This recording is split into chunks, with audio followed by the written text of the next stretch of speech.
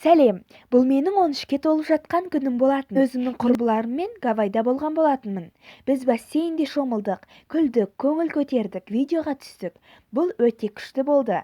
Түнде демалып телефон қарайтын уақыт болды.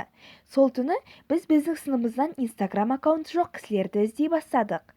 Сосын бәрін қарап шыққан соң Instagram тек бір қызда, яғни Мейсиде жоқ екен.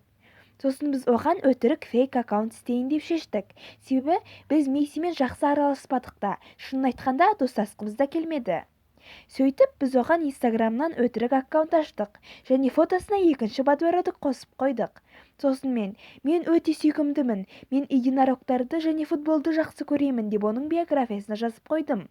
Сосын біз оның ұсқынсыз болып түскен фотоларын шығара бастадық. Сосын біз осындай: «Оу, бұл өте күшті күлкілі болады». Барлық кісілер бұны өте күлкілі болды деп айтты. Бірақ біз Гавайдан қайтқан түні бізге Мейсидан электронный хат келді. Мейсидің ата-анасы бізге ұрысып жатты. Сосын менің ата-анам бәрін біліп қойды және біз келесі күні сабақта барғанда біздің бүкіл сыныптың алдында позорымыз шықты десек болады. Директор барлық балаларға бұны істеген біз екенімізді айтты. Сосын біз жылай бастадық және Мейсидан кешірім сұрауға тура келді.